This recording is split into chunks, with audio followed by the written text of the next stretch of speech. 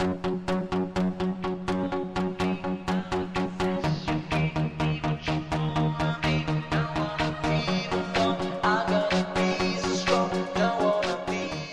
на знаещите е учреден през 2003 година и е първият и единствен по рода си в България. Идеята е да се създава оптимална среда за прилагане на теоретичните знания за решаване на житейски проблеми и обясняване на важни и интересни природни явления. Участниците в този клуб са ученици от пловдивски училища и студенти от университети в страната. Клубът предоставя възможност за индивидуална и екипна творческа изява на участниците с задълбочени знания и интереси. Основните публични прояви са откритите му състезания. В тях участват екипи от и извън клуба. Използваните задачи са от областите на природните и приложните науки. До сега са проведени 15 състезания, 3 от които са национални. В клуба всеки може да участва и в различни работни групи – звуко- и видеооператори, програмисти, експериментатори, редактори, музикални изпълнители. Силен цилиндричен магнит се пуска да пада през вертикална медна тръба. Оказва се, че времето за падане на магнита в тръбата е значително по-голямо в сравнение с времето за падане извън тръбата. На какво се дължи това?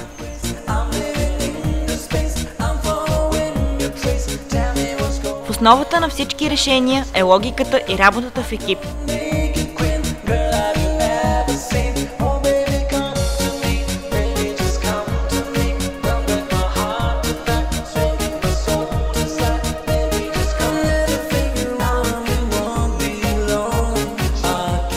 В състезанието, освен теоретични казуси, изключителен интерес представляват експерименталните задачи.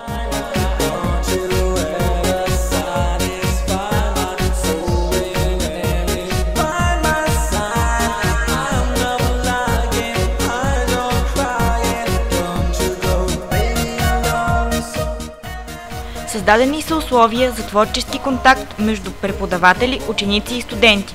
Ползотворна и полезна е съвместната ни работа с Пловдивски университет Паисий Хилендарски и Технически университет София, филиал Пловдив.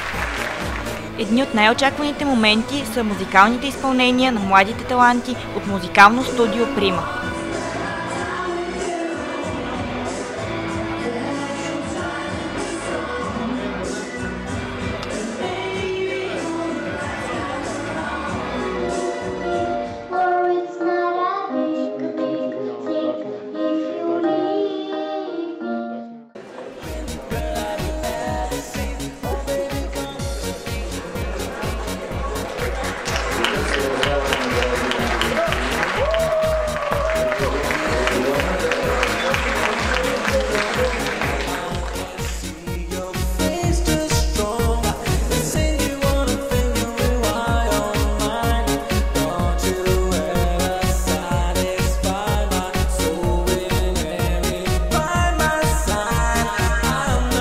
Генерален спонсор на Клуб Квант е издателство Просвета София АД.